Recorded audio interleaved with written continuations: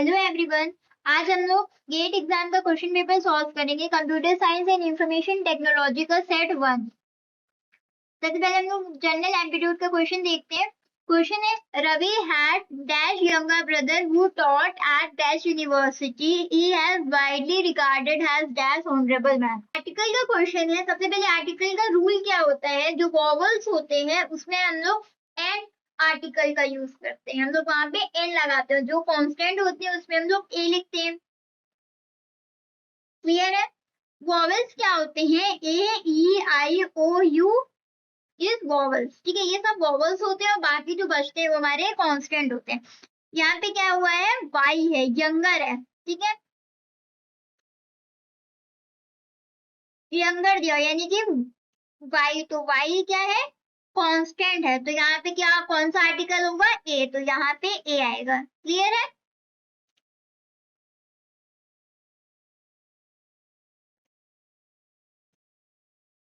ठीक है, फिर दिया हुआ है यूनिवर्सिटी। तो यहाँ पे बहुत लोग बोलेंगे अगर हमारा वॉवल्स और कॉन्सोनेंट का रूल हम लोग फॉलो करते हैं तो यहाँ पे हम लोग बोलेंगे यू है, तो यू तो वॉवल्स होता है, तो यहाँ पे एन आएगा, बट एन नहीं आएगा क्योंकि यहाँ पे जो यू है वो साइलेंट है। जब आप इसको पढ़ते हैं तो क्या पढ़ते हैं, यूनिवर्सिटी, तो यू का क्या हो गया, यहाँ पे यू हो गया, वाई ओ यू हो गया, यहाँ पे वाई ओ यू की बात हो रही है। तो यहाँ पे क्या होगा, तो वाई क्या है, कांस्टेंट है, तो इस वजह से यहाँ पे ए आएगा। क्लियर है। जब हम उसको प्रोनाउंसिएशन करेंगे तब वहां पे यू का साउंड हो रहा है। क्लियर है। नेक्स्ट हम लोग देखते हैं होनरेबल का एच। ठीक है, तो जब हम लोग होनरेबल को बोलते हैं तो क्या बोलते हैं, ऑनरेबल। तो जो स्टार्टिंग वर्ड आया वो क्या हो गया, ओ आया, ऑन रेबल। तो यहाँ पे भी क्या हो जाएगा, ओ क्या होता है, वॉवल्स पे आता है, तो यहाँ पे एन हो जाएगा। तो क्या हो गया, ए और एन, तो answer A is correct. Next question हम लोग देखते हैं, the CEO decision to downsize to workforce was considered to micropic because it sacrificed long-term stability to accommodate short-term gains. एक सीईओ है किसी कंपनी का, मायोपिक हो गया उसको। ठीक है, तो उसमें कौन सा वर्ड है जो मीनिंग चेंज नहीं कर रहा है, सेम है। तो इसमें हम लोग देखते हैं विजनरी की मीनिंग क्या होती है। विजनरी की मीनिंग होती है having a great plan for the future. Future में जो ग्रेट प्लान हम लोग प्लान करते हैं उसको विजनरी बोलते हैं। कि हम लोग यहाँ पे बैठे हैं और बैठे बैठे हम लोग अपने मन में फ्यूचर के बारे में प्लान कर रहे हैं। साइज का मतलब क्या होता है, able to see the things clearly only when they are very close to you. आप चीजों को देख पाते हैं जब आपके पास चीजें आपके आसपास होती हैं। क्लियर है। ये मायोपी की पूछा था तो इसका आंसर क्या हो जाएगा, बी वाला, बट हम लोग आंसर क्या हो जाएगा, बी वाला, बट हम लोग सी की भी मीनिंग देख लेते हैं। प्रोग्रेसिव, प्रोग्रेसिव मीन्स क्या होता है, using modern methods and idea. Modern methods और आइडियाज को यूज करना। इनोवेटिव क्या होता है, न्यू एंड ओरिजिनल, यानी कि क्रिएटिव करना, इनोवेटिव करना, तो ये सब होता है इनोवेटिव। तो इसमें मीनिंग हमने किसकी पूछी हुई थी, मायोपिक की, तो answer B, option B is the correct answer. Next question देखते हैं, the average marks obtained by the class in an examination were calculated as 30.8. However, while checking the marks entered, the teacher found that marks of one student were entered incorrectly as 24 instead of 42. After correcting the mark, the average becomes 3.4. How many students does the class have? तो correct marks क्या थे, 42 थे। Correct marks given है 42 है। ठीक है, correct marks में से हम इनकरेक्ट मार्क्स को जब माइनस करेंगे तो क्या आ जाएगा, 18। कितने मार्क्स इंक्रीज हुए थे, ये आ जाएगा। कितने एवरेज चेंज हुआ है, मतलब हमारा नया एवरेज क्या था और पुराना एवरेज क्या था। तो इसमें क्वेश्चन में हमें गिवन है 3.14 है, उसमें से हम लोग माइनस करेंगे पुराना एवरेज। ठीक है, तो 30.8 0.6 हो गया। क्लियर है। फिर हमारा फॉर्मूला क्या होता है, numbers of student change in total marks और change in average. Change in total marks upon change in average, ये हम लोग फॉर्मूला यूज करेंगे। तो टोटल मार्क्स क्या थे 18 थे और यहाँ पे क्या आ गया 0/0.6 आ गया। यहाँ से हमने डेसिमल हटा दिया तो यहाँ पे 180 हो गया। इसको जब हमने सॉल्व किया तो आंसर आ गया 30। टोटल नंबर ऑफ स्टूडेंट क्या हो गए 30 स्टूडेंट द क्लास है, क्लास में 30 स्टूडेंट थे। Option C is the correct answer. Next question देखते हैं हम लोग। Consider the relationship among P, Q, R and S. T is the brother of Q, S is the daughter of Q, T is the sister of Q, R is the mother of Q. R is the mother of Q. हमें बताना है कि इसमें कौन कौन सा जो relation है वो ट्रू है और कौन कौन सा रिलेशन फॉल्स है। इसको हम लोग वन बाय वन चेकआउट करते हैं तो हमारा आंसर हमें पता चल जाएगा। सबसे पहले ही वाला देखते हैं। R is the grand mother of S. R किसकी मदर है Q की है, तो Q भी तो डॉटर होगी S की और R क्या होगा ग्रैंड मदर होगा S का। तो ये स्टेटमेंट क्या है ट्रू है। नेक्स्ट हम लोग देखते हैं T is the uncle of S and T. अगर T ब्रदर है Q का, S जो है Q की डॉटर है, T is the uncle of S and T. T अगर अंकल है S और T का तो स्टेटमेंट ट्रू भी करेक्ट है। तो P is the uncle of S and T, तो स्टेटमेंट ट्रू भी करेक्ट है। ठीक है, तो ये भी ट्रू हो गया। R has the only son. R has the only one son. R के पास एक ही सन, तो जो हमारा R है उसकी दो बच्चे हैं, सन है और एक डॉटर है, तो ये वाला स्टेटमेंट भी ट्रू है। और फोर्थ वाला स्टेटमेंट क्या है Q has only one daughter. Q के पास सिर्फ एक ही बच्ची है, तो ये स्टेटमेंट हमारा फॉल्स होगा क्योंकि Q जो है Q has both a daughter S and a son of P. तो ये स्टेटमेंट हमारा गलत होगा। तो ऑप्शन कौन सा सही हो रहा है, फर्स्ट और सेकंड हमारा सही है। ऑप्शन यही वाला करेक्ट होगा क्योंकि देखिए फर्स्ट और सेकंड सही है, बाकी ये भी गलत है, ये भी गलत है, ये स्टेटमेंट भी गलत है। तो option first is the correct answer, this is the correct one. ठीक है, नेक्स्ट क्वेश्चन देखते हैं हम लोग। According to the map shown in the figure which one of the following statement is correct. The figure shown in the, हम लोग figure देखते हैं तो जो लाइब्रेरी है वो किस तरफ है। यहाँ पे हमें डायरेक्शन भी गिवन है कि नॉर्थ है, ये वेस्ट है, ये ईस्ट है और ये साउथ। हम लोग सबसे पहले one by one statement check करते हैं। क्लियर, तो फर्स्ट स्टेटमेंट क्या कह रहा है, the library is located to the northwest of the canteen. Library कहाँ पे नॉर्थ वेस्ट पे है, तो लाइब्रेरी यहाँ पे है, बट लाइब्रेरी यहाँ पे नॉर्थ वेस्ट पे नहीं है, वेस्ट पे है, तो लाइब्रेरी वेस्ट पे है। तो ये भी स्टेटमेंट क्या हो गया फॉल्स हो गया। सेकेंड स्टेटमेंट क्या है, the hospital is located to the east of the chemistry lab. जो हॉस्पिटल जो है ईस्ट है, नहीं बट हॉस्पिटल यहाँ पे कहाँ पे गिवन है नॉर्थ में है, तो ये स्टेटमेंट भी रॉन्ग हो गया। The chemistry lab is the southeast of the physics lab. Chemistry lab southeast पे है, तो ये देखिए physics lab है और ये chemistry lab है। ये स्टेटमेंट पूरा करेक्ट है। एक ही ऑप्शन सही होता है तो हमें नेक्स्ट वाले को देखने की जरूरत ही नहीं है, तो option C is the correct answer. Next question देखते हैं हम लोग। I put the brown paper in my pocket along with the chalk and possibly other things. I suppose every must have a reflected how and how political are the things that are. ये हमें एक comprehension type का question दिया हुआ है, इसको हम लोग पूरा पढ़ेंगे, देन इसमें हमने क्वेश्चन दिए हुए हैं। ठीक है, तो कौन सा स्टेटमेंट सही है तो इसमें हम लोग देखेंगे। तो फर्स्ट स्टेटमेंट हम लोग पढ़ेंगे, the author of the passage carries a mirror in his pocket to reflect upon thing. But यहाँ पे जब हम लोगों ने इस पैराग्राफ को रीड किया था तो हम लोगों ने देखा था जो ऑथर था वो मिरर नहीं रखता है, मतलब शीशा नहीं रखता है, वो चौक रखता है। क्या रखता है, वो चौक रखता है अपने पॉकेट में। तो this statement is wrong.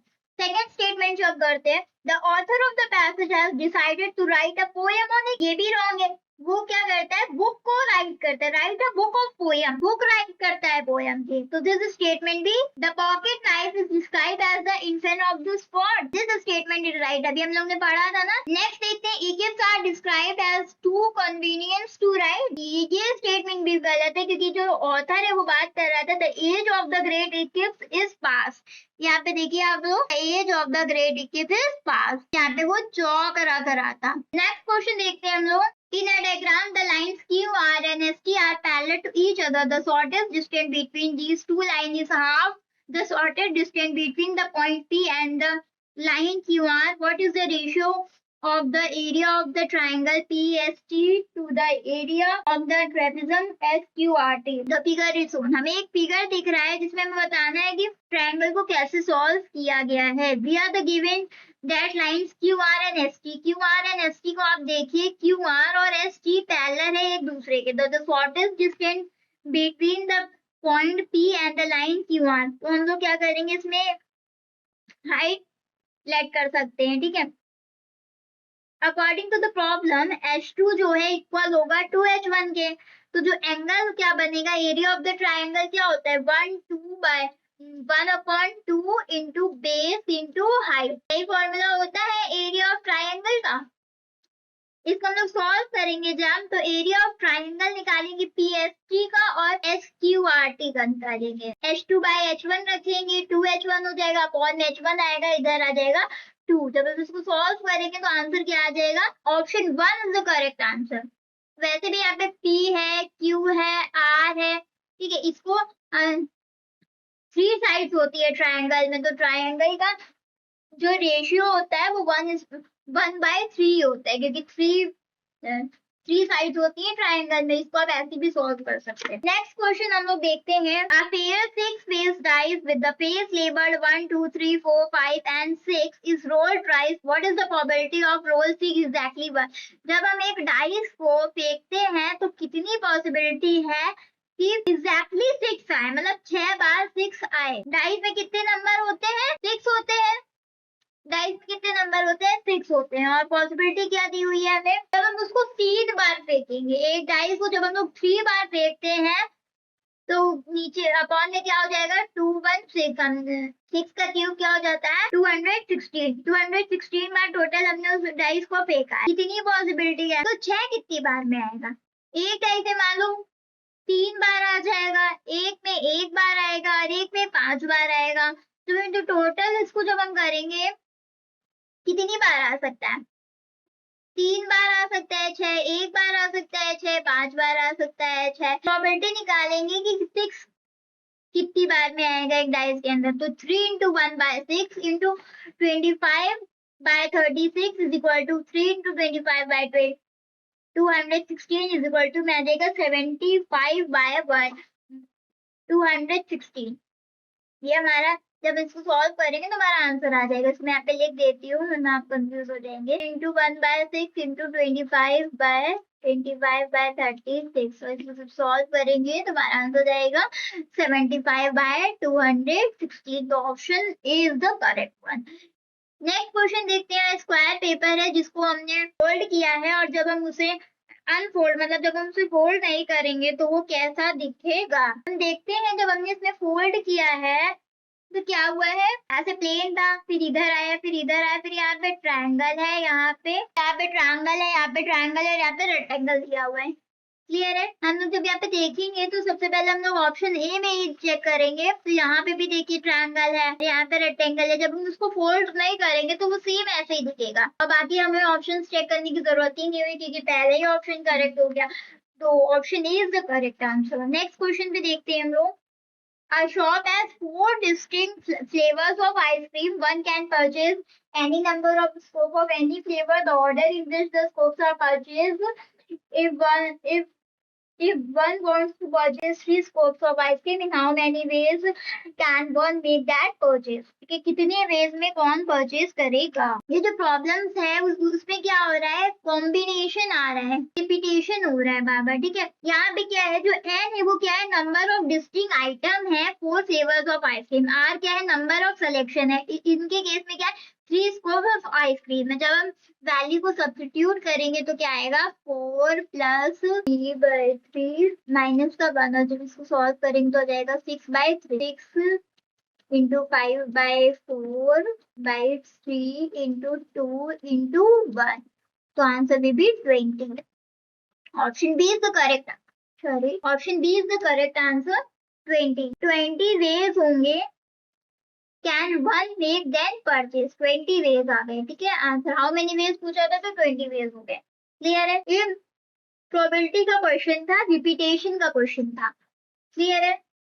Next question देखते हैं हम लोग. Suppose the program is running on a non pipe single processor computer system. The computer is connected to an external device that can interrupt the processor synchronously. The processor needs to execute the interrupt service routine ISR to solve this interrupt. The following steps. पहले हम लोग following step देखेंगे. तो सबसे पहले क्या होता है, ये एक लॉजिक क्वेश्चन है. सबसे पहले हम लोग देखते हैं कि when an interrupt occurs, जब interrupt occurs होता है तो जो होता है the processor first finish executing the current instruction. जो प्रोसेसर होता है सबसे पहले एग्जीक्यूटिंग को फिनिश करता है इंस्ट्रक्शन के अंदर. Then it save the current state which includes the content of the program counter so that if we can return the interrupted program later. तो फाइनली क्या होता है, it loads the program counter with the address of the interrupted service routine ISR to begin the handling the execution. सबसे पहले क्या होता है, finish करता है. The processor finish the present instruction. सबसे पहले क्या होता है, ये होता है. देन क्या होता है, जो प्रोग्राम काउंटर होता है वो लोड करता है स्टार्टिंग एड्रेस को ISR को. ठीक है. तो सेकंड ये हो गया. थर्ड पे क्या होता है, the processor save the content of the program counter. Third पे वो सेव करता है. यानी कि थर्ड सेकंड फर्स्ट.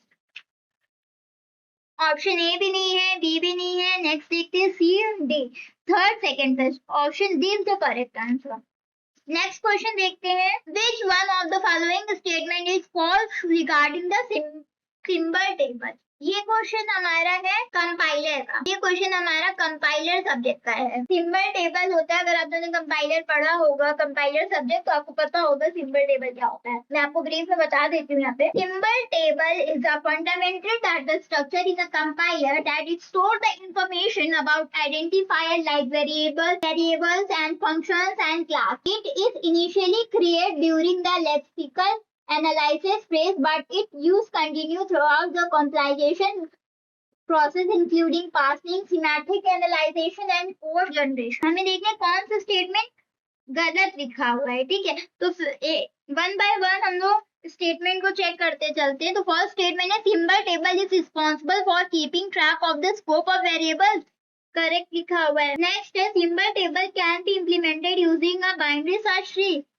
ये भी सही लिखा हुआ है. हमें फॉल्स स्टेटमेंट को टिक करना है. Symbol table is not required after the parsing phrase. This statement is wrong because symbol table symbol table किसके लिए यूज होता है, it is use to check the type compatibility and to assign the memory address during the code generation. Option C is the correct one. क्योंकि false statement दिया तो ये जो option C है वो फॉल्स है. ये फॉल्स स्टेटमेंट है. नेक्स्ट क्वेश्चन देखते हैं हम लोग. Which one of the following technique use in the compiler code optimization use live variable analysis. ये भी क्वेश्चन कंपाइलर का ही दिया हुआ है. सबसे पहले हम लोग देखते हैं लाइव वेरिएबल एनालिसिस क्या होता है. Live variable analysis is a data flow analysis technique use variables hold future. Live variable analysis is use to determine variable holds the value that may be used in the future. Useful for the registration allocation where variables that are live must be preserved in the register. Register करते हैं assignment को. तो option B is the correct one. Register assignment to variable. Live variable analysis में यही करते हैं. Next देखते हैं. Consider the demand paging memory management system with a 32-bit logic address, 20-bit physical address and page size of 248, assuming that the memory byte is addressable. What is the maximum number of entries in page table? The logical address क्या होता है, 32 bits का है. Page size भी दी हुई है, तो page size है जो 2048 बाइट दी, उसको हम लोग जब बिट में करेंगे, इसको हम लोग जब बिट में लिखेंगे तो क्या हो जाएगा 2/11, 2/11 बिट हो जाएगी, 2/32 और 2/11, इसको जब हम सॉल्व करेंगे तो आएगा 2/20। कौन सा ऑप्शन मैच कर रहा है? Option A, option is the correct answer.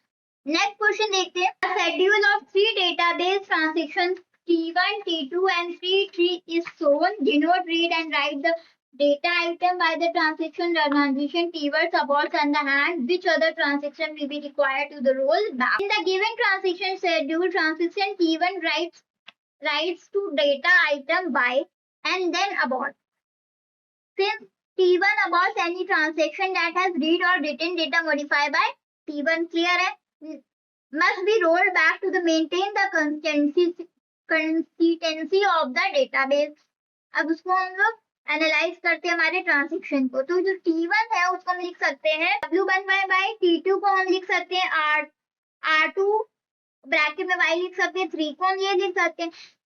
Since both T2 and 3 read y which was modified by T1, they will be impacted by the abort of T1. As a result, both T2 and 3 must be rolled back to preserve the consistency of the database. Therefore, the correct answer is C. Both T2 and 3. Option C is the correct answer. ये जो question है वो database management का है, DBMS का है, और database management का सिस्टम है, और इसमें कॉन्सेप्ट लग रहा है कास्केडिंग रोल बैक लग रहा है। क्या लग रहा है? Cascading rollback. Next question देखते हैं। Identify the one correct machine between the OSI layer and their corresponding functionality as shown. ये कंप्यूटर नेटवर्क का क्वेश्चन है, सीएन का, ओएसआई मॉडल का। कंप्यूटर नेटवर्क का क्वेश्चन है, वो भी ओएसआई मॉडल का है। पढ़ा होगा आप लोगों ने सीएन में, कंप्यूटर नेटवर्क में, ओएसआई मॉडल में। ठीक है, जो नेटवर्क लेयर होती है वो क्या करती है? नेटवर्क लेयर क्या करती है? पैकेट राउटिंग करती है। ये जो स्टेटमेंट लिखा है करेक्ट है। ट्रांसपोर्ट लेयर क्या करती है? Transport layer host to host network में कम्युनिकेशन करती है, यानी कि बातचीत करती है। तो ये वाला ट्रांसपोर्ट लेयर वाला होस्ट टू होस्ट कम्युनिकेशन करती है, तो बी वाला ऑप्शन थर्ड होगा। और डेटा लिंक लेयर क्या करती है? फ्रेमिंग एंड एरर हैंडलिंग को सॉल्व करती है। Data link layer framing and error handling को सॉल्व करती है। तो ऑप्शन क्या हो जाएगा? ए का फर्स्ट है, बी का क्या है? थर्ड है, और सी का क्या है? सेकेंड है। फ्रेमिंग एंड एरर हैंडलिंग करती है। इसको मैं सही से यहाँ पे लिख देती हूँ। नेटवर्क लेयर पैकेट राउटिंग करती है, transport layer host host network करती है, और data link layer framing and error handling करती है। यानी कि ए का फर्स्ट है, बी का थर्ड है, सी का सेकेंड है। Option B is the correct answer. Option B is the correct. Next question देखते हैं। G is a function from A to B. F is a function of B to C, and their composition define these and mapping from A to C. ये जो हमारा question है वो discrete mathematics का है।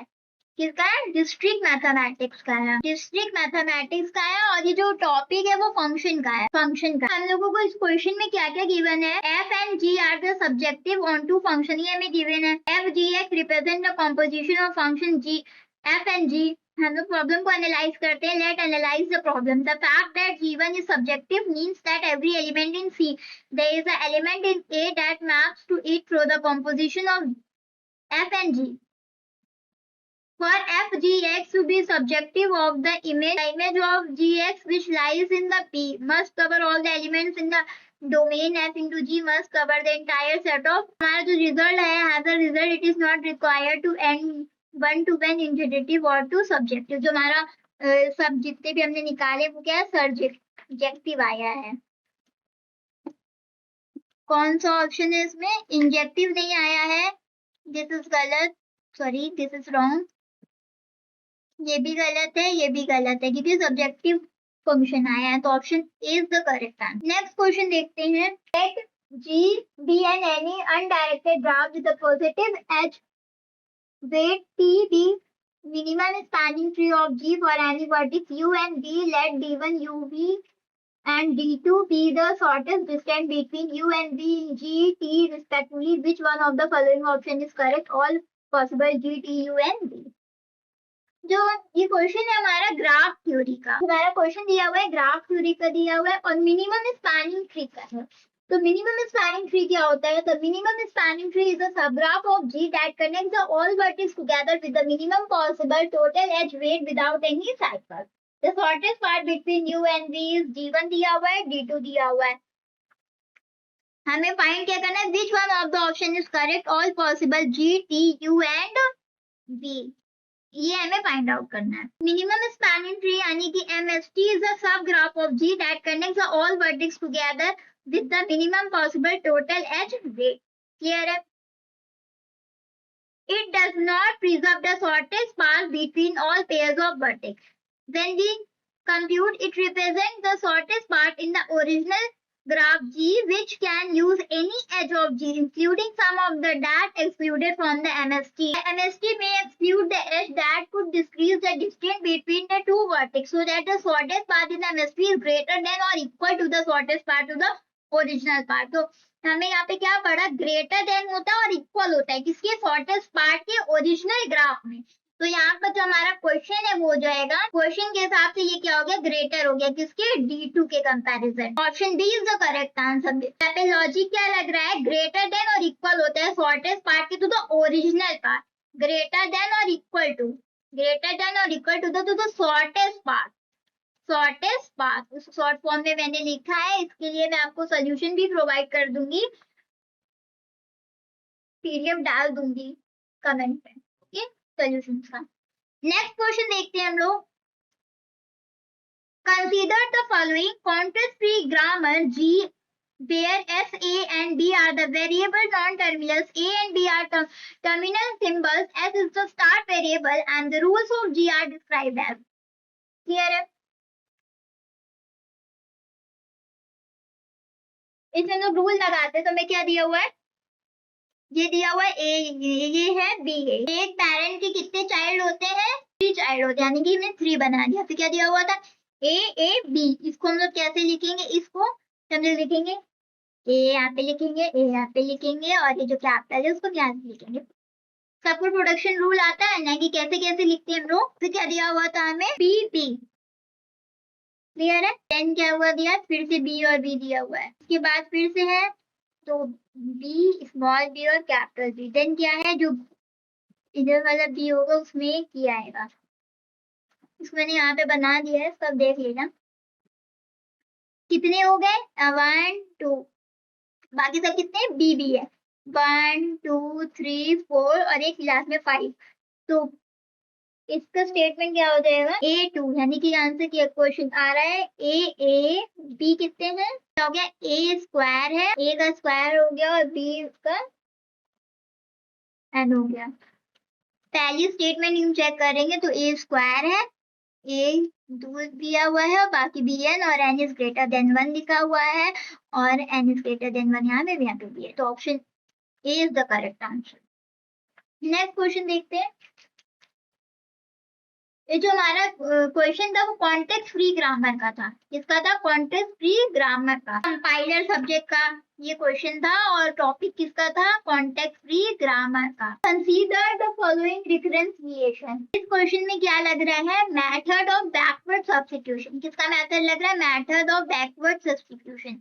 Method of backward substitution, method of backward substitution लग रहा है हमें। ये स्टेटमेंट गिवन है ये वाली, इसमें हम लोग क्या करेंगे? सब्स्टिट्यूशन करेंगे। किसका? Tn-1 का। Tn-1 का सब्स्टिट्यूशन करेंगे, फिर हम लोग Tn-2 का भी करेंगे। इन दोनों को सब्स्टिट्यूट करके हम वैल्यू को सॉल्व करेंगे। जो हमारा आंसर आएगा वो होगा Tn into theta n by 2 by n। Option A is the correct answer. जब हमारा क्वेश्चन था वो था मेथड ऑफ बैकवर्ड सब्स्टिट्यूशन का। क्लियर है? अगर आपने वन शॉट वीडियो सब सब्जेक्ट की देखी होंगी या पढ़ा होगा अपने कॉलेज में, तभी आप ये क्वेश्चन को सॉल्व कर पाएंगे। ये ट्रिकी टाइप का क्वेश्चन है, अभी इस वीडियो में समझाने लगूँ तो वीडियो बहुत लेंथी हो जाएगी। नेक्स्ट क्वेश्चन देखते हैं हम लोग। ये जो हमारा क्वेश्चन है वो है डेटा स्ट्रक्चर का क्वेश्चन है और B3 का क्वेश्चन है ये। 23 पे लिखा हुआ है, ये ट्री है जिसमें हम लोग 23 को इंसर्ट करते हैं, वो कहाँ पे जाएगा? तो स्टेटमेंट दिया हो, स्टेटमेंट के हिसाब से सॉल्व करते हैं। None of the node will split, इसमें कोई भी जो नोड है वो स्प्लिट नहीं होंगे, यानी कि कोई भी नोड हटेगा नहीं और 23 को हम इंसर्ट कर देंगे, तो ये भी स्टेटमेंट क्या है? रॉन्ग है। नेक्स्ट पढ़ते हैं, at least one node will split and redistribute. Correct. अगर एक नोड को हम स्प्लिट कर देंगे, यानी कि हम लोग कहीं हटा देंगे और फिर उसको 23 को यहाँ पे लिख देंगे, तो ये स्टेटमेंट क्या है हमारा? सही है। बाकी हमें स्टेटमेंट को चेक करने की जरूरत ही नहीं है जब यही वाला करेक्ट हो गया, क्योंकि हम लोग स्प्लिटिंग कर सकते हैं। क्या कर सकते हैं? स्प्लिटिंग किया हुआ है हमने यहाँ पे, ठीक है। इसका क्वेश्चन ये है कि हम लोग स्प्लिटिंग कर सकते हैं, क्योंकि यहाँ पे अगर हम लोग 23 यहाँ पे लिख देंगे तो यहाँ पे ये ओवरफुल हो जाएगा, और हमें पता है ये जो नोड होता है उसकी सिर्फ 3 वैल्यू होती है, 3 की वैल्यू होती है, तो हम लोग इसमें एक नोड को नहीं कर सकते, इसमें भी एक नोड को हटाना पड़ेगा, चाहे इधर कराएं इंसर्ट, कहीं पे भी। पहले बात तो यहाँ पे इंसर्ट होगा तो हम कुछ भी करें हमें वहां पे हटाना ही होगा, क्योंकि अगर हम लोग यहाँ पे एक और ऐड कर देंगे तो वो ओवरफुल हो जाएगा यहाँ पे। तो स्प्लिटिंग ही कर सकते हैं हम लोग, एक को हटा सकते हैं किसी भी डिजिट को, उसके बाद 23 को इंसर्ट। नेक्स्ट क्वेश्चन देखते हैं।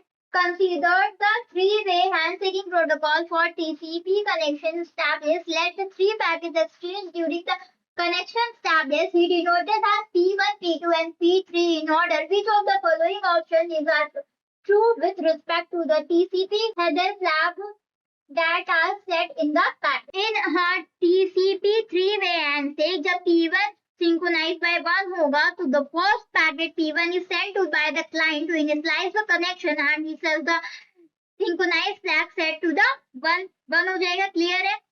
P2 जब synchronize 1 होगा और acknowledgement 1 होगा तो the second packet में P2 is sent to the server to acknowledge the client request. It has both synchronized and acknowledgement flag set to 1. P3 case देखते हैं तो acknowledgement फर्स्ट हो जाएगा, the third packet P3 is sent to the client to the acknowledgement the server response. It has only the acknowledgement flag set to 1. So option B and D is the correct. Option B and D is the correct. ये देखिए P1 और P2 P3 की बात हुई है इस question में, ठीक है ना। इसमें क्या हो रहा है? क्लाइंट से सर्वर तक हम लोग देख रहे हैं, तो जो फ्लैग है वो 1 हो जा रहा है। इसमें क्या हो रहा है? 1 हो जा रहा है, इसमें 0 हो रहा है। तो option B and D is the correct answer. ये जो हमारा क्वेश्चन है वो है कंप्यूटर नेटवर्क CN का ये क्वेश्चन था और TCP हैंडशेक का था। TCP हैंडशेक टॉपिक का ये क्वेश्चन। नेक्स्ट क्वेश्चन देखते हैं। Consider the given system of linear equations for the variable x and y where k is the real value constant, which of the following option is correct? हमारी question क्या दी हुई है? ये question है हमारा linear algebra का system of equation का ये क्वेश्चन। क्लियर है? ये लीनियर अलजेब्रा का क्वेश्चन है, इसको आपको सॉल्व भी करना पड़ेगा, सॉल्व करके ही आप इसका आंसर निकाल सकते हैं। इसको हम लोग एक ट्रिक से सॉल्व करते हैं। कोएफिशिएंट मैट्रिक्स क्या है, जब हम इसको सॉल्व करेंगे 1/x k/2 हो जाएगा। For the system to have no solution, सबसे पहले हम लोग नो सोल्यूशन का ही चेक कर लेते हैं। नो सोल्यूशन का होता है, इनफिनाइट सोल्यूशन का होता है। आपने पढ़ा होगा लीनियर में, सिस्टम ऑफ इक्वेशन में, तो आपको पता होगा। सबसे पहले हम लोग नो सोल्यूशन का ही चेक कर देते हैं। उसमें क्या होगा? 1/k2/0 हो जाएगा, प्लस माइनस 1 में आया। नो सोल्यूशन में क्या होता है? k is equal to 1 होना चाहिए, the system has no solution. अगर k is equal to 1 है तो हमारा सिस्टम है नो सोल्यूशन है। अगर k is not equal to 1 है तो 1 सोल्यूशन है। अगर k -1 है तो इन्फिनिटी मैनी सोल्यूशन होता है। जब k is equal to 1 है तो नो सोल्यूशन होगा, नॉट इक्वल टू 1 है अगर के 1 सोल्यूशन होता है, अगर के इज इक्वल टू -1 होता है तो इन्फिनिटी होता है, इन्फिनिटी सोल्यूशन होता है। तो हमारे क्वेश्चन में क्या है, there is exactly 1 value for the K which of the above has no solution, तो option A is the correct answer. Next देखते हैं हम लोग, let x be a three variable boolean function that produce output has one which when at least two of the input variable are one, which of the following statement is are correct where a b c and d are the boolean variable। ये boolean variable दिया हुआ है, ठीक है ना, 3 दिया हुआ है, यानी ये जो हमारा क्वेश्चन है वो है डिजिटल लॉजिक का, इसका है डिजिटल लॉजिक का और बूलियन फंक्शन का क्वेश्चन है, ये तो क्वेश्चन में ही गिवन है। ये वेरिएबल फंक्शन है यानी कि ए बी है, बी सी है प्लस सी है, हमारी जो स्टेटमेंट भी है वो भी यही होगी। जो हमारा केस 1 होगा उसमें क्या होगा, y भी 0 हो जाएगा और a b c तीनों 1 हो जाएगा। जो केस 2 रहेगा उसमें क्या हो जाएगा, y 1 होगा। ये दोनों केस रख के आप सॉल्व करिएगा तो हमारा आंसर क्या होगा, डी वाला, this is the correct answer. जो बूलियन फंक्शन के क्वेश्चन होते हैं एक्सप्रेशन में, उसमें प्रॉपर्टीज यूज होती है लॉजिकल फंक्शन की, लाइक एंड और नॉट। एंड यूज होता है, और यूज होता है और नॉट ऑपरेटर का यूज होता है। अगर आपने डिजिटल लॉजिक में बूलियन फंक्शन के बारे में पता होगा तो ये क्वेश्चन आपको समझ में आया होगा। अगर आपने नहीं पढ़ा है तो पहले आप उस टॉपिक के बारे में पढ़िए। और ये जो हमारा क्वेश्चन था मेजॉरिटी फंक्शन का था, ठीक है ना, मैं यहाँ पे मेंशन कर देती हूँ, मैं यहाँ पे मेजॉरिटी फंक्शन का था।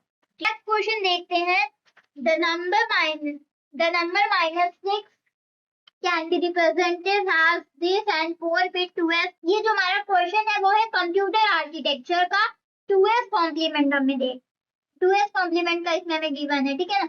तो कंप्यूटर आर्किटेक्चर का ये क्वेश्चन है। कंप्यूटर आर्किटेक्चर को क्या कहते हैं, कोआ, ठीक है ना, क्लियर है। जब हम लोग पॉजिटिव में लेंगे, देखिए तो पॉजिटिव में 6 को लिख रहे हैं, किसमें, बाइनरी में, तो क्या आ रहा है 1s कॉम्प्लीमेंट देखेंगे, इसका 1s कॉम्प्लीमेंट में देखेंगे तो ये आ जाएगा। इसका हम लोग 2s कॉम्प्लीमेंट निकालेंगे तो उसमें क्या ऐड कर देंगे, 1 को ऐड करेंगे, 2s कॉम्प्लीमेंट में 1 को ऐड करेंगे। 2s कॉम्प्लीमेंट में क्या करेंगे, जब हम लोग 1 को ऐड करेंगे इसमें तो ये आ जाएगा, क्लियर है। 1s कॉम्प्लीमेंट किस पे ऐड करा जाएगा, +4 बिट, ठीक है। तो आंसर क्या आ गया, 1010 is for MSB is for 1। Next हम लोग 8 बिट का देखते हैं। जब 8 बिट का हम लोग निकालेंगे तो उसमें हम लोग 4 ऐड करेंगे, 1 1 1 1 नेक्स्ट के कॉम्प्लीमेंट में ऐड करेंगे और लेफ्ट साइड ऐड करेंगे तो 1 0 1 0 हो जाएगा। फिर 16 बिट में करेंगे और 12 के पेयर में करेंगे, 12 किसमें, 1s के कॉम्प्लीमेंट में करेंगे। ये हमारा आंसर है। तो 16 बिट का क्या आया, 16 बिट का ये आया और 8 बिट का क्या आ रहा है, ये आ रहा है। यानी कि ऑप्शन बी और डी इज द करेक्ट। अगर आप लोगों ने कोआ पढ़ा होगा, कंप्यूटर आर्किटेक्चर पढ़ा होगा तो ये क्वेश्चन आप बहुत आसानी से सॉल्व कर सकते हैं। अगर आपने नहीं पढ़ा है तो पहले इस टॉपिक के बारे में जाके पढ़िए, देन आप इस क्वेश्चन को सॉल्व करिए आराम से। नेक्स्ट क्वेश्चन देखते हैं हम लोग, which of the following statement is true for any binary search tree BST having n distinct integer. ये जो हमारा क्वेश्चन है वो है डेटा स्ट्रक्चर, BS का क्वेश्चन है और बाइनरी सर्च ट्री का है, BST का है। हम लोग इसमें देखते हैं BST is not a mean heap. Left child अगर लेस देन पेरेंट है तो राइट चाइल्ड जो होता है ग्रेटर देन होता है हमारी पेरेंट प्रॉपर्टी के। Parent node to be smaller than his children, जो पेरेंट का नोड होता है वो जिससे छोटा होता है उसकी चिल्ड्रन से। तो ये वाला इसमें लिखा हुआ है every BST is also a mean heap, तो नॉट अ मीन हीप, तो ये स्टेटमेंट क्या है, रॉन्ग है। नेक्स्ट देखते हैं सी वाला, finding an element take 0 log n time in the worst case. तो ये भी ऑप्शन गलत है क्योंकि ये नहीं होता है, एवरेज होता है इसमें, ठीक है ना, और 0n होता है इसका, स्क्यू ट्री होता है। कौन सा ट्री होता है, स्क्यू ट्री होता है। And in order transversal is always produce a shorten sequence of element. तो ये आंसर हमारा करेक्ट है क्योंकि शॉर्टेन सीक्वेंस को ही वो करता है, तो option B is the correct. ऊपर देखते हैं, the maximum length of the part from the root node to any node is n-1। बिल्कुल सही है क्योंकि क्या होता है, असेंडिंग टू डिसेंडिंग ऑर्डर में ट्री के हाइट के अकॉर्डिंग रखा जाता है, तो ऑप्शन ए भी करेक्ट है। ये असेंडिंग टू डिसेंडिंग रखते हैं, असेंडिंग टू डिसेंडिंग रखा जाता है ट्री की हाइट को। तो option A and B is the correct answer. ये गलत है और ये भी गलत है, ये दोनों सही है। नेक्स्ट क्वेश्चन देखते हैं। Particular part of a processor is given in the figure RA, RB and RZ are 32-bit registers. Which option is correct related to the arithmetic operation using the part as shown? ये जो हमारा question है वो है computer architecture का, यानी कि कोआ का। कौन से सब्जेक्ट का है? कोआ का। डेटा पार्ट, टॉपिक क्या है? Data part. सबसे पहले तो आप एग्जाम में जब क्वेश्चन आ रहा है तो सबसे पहले आपको यही फाइंड आउट करना आना चाहिए कि जो हमारा क्वेश्चन है वो कौन से सब्जेक्ट से है। जनरल एप्टीट्यूड का है कि कोआ का है, डेटाबेस मैनेजमेंट सिस्टम का है, ऑपरेटिंग सिस्टम का है, डिजिटल लॉजिक का है। सबसे पहले आपको यही फाइंड करना है कि वो जो क्वेश्चन है किस सब्जेक्ट का है और उस सब्जेक्ट में किस टॉपिक का है। सबसे पहले आपको यही फाइंड करना आना चाहिए।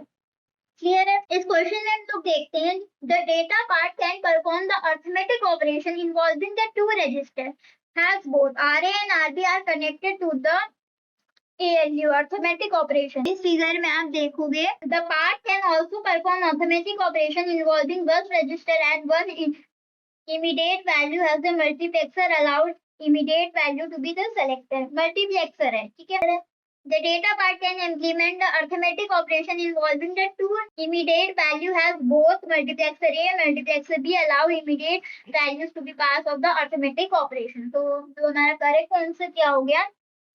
A, B and C। क्योंकि इसमें भी देखिए द डेटा पार्ट इंप्लीमेंट हो रहा है अरिथमेटिक ऑपरेशन में टू रजिस्टर के अकॉर्डिंग। ये भी आंसर सही है। The data part can implement the arithmetic operation one register to one immediate value. This ये ऑप्शन भी करेक्ट है। The data part can implement the arithmetic operation involving the two intermediate values. This option will be also. The data part can only implement arithmetic operation involving one register to one immediate register। तो यहाँ पे ये option गलत है क्योंकि one register से one immediate पे नहीं जाता है, टू पे जाता है। तो ये ऑप्शन रॉन्ग है। नेक्स्ट क्वेश्चन देखते हैं हम लोग। Regular language L is accepted by a non-discriminant finite automata NFA with n state. Which of the following statement is true? तो सबसे पहले स्टेटमेंट देखते हैं। L may have accepting NFA with n state. Every DFA that accepts L has 2n state। ठीक है, जितने जो भी DFA होता है वो देखता है L has 2n state। ये स्टेटमेंट क्या है? ट्रू है। हमें फॉल्स स्टेटमेंट को देखना है, तो ये स्टेटमेंट भी सही लिखी हुई है। सेकंड स्टेटमेंट क्या लिखी है? L may have accepting DFA with n state। तो ये स्टेटमेंट हमारा फॉल्स है because NFA can be simplified and the language can be accepted by a smallest NF। ये स्टेटमेंट गलत लिखी हुई है, तो option B is the right. There exist DFA with 2n state that accept L। ये भी statement सही लिखी हुई है। Every DFA that accept Ln has two states। This is false। ये स्टेटमेंट हमारी false है क्योंकि our DFA does not always need more than 2n state। It is possible to the DFA to have fewer state than 2n depending on the language। Language के according depend होता है, तो option B भी गलत है। तो false statement पूछे तो ये स्टेटमेंट फॉल्स है और ये फॉल्स है, तो option B and D is correct for this. Next question देखते हैं हम लोग। नेक्स्ट क्वेश्चन देखते हैं, ये हमारा क्वेश्चन है ऑपरेटिंग सिस्टम का और कॉन्टेक्ट स्विच का। ये हमारा क्वेश्चन है और टॉपिक किसके? कॉन्टेक्ट स्विच का। ये मैं इसीलिए क्वेश्चन आपको सॉल्व कराते कराते ऊपर लिख रही हूँ कि किस सब्जेक्ट का है और कौन से टॉपिक का है। सबसे पहले आपको यही फाइंड करना आना चाहिए कि जो हमारा क्वेश्चन है वो कौन से सब्जेक्ट का है और किस टॉपिक का है, तभी तो आप उसको सॉल्व कर पाओगे। क्वेश्चन पढ़ते हैं हम लोग। Suppose in a multi programming environment the following C program segment is executed.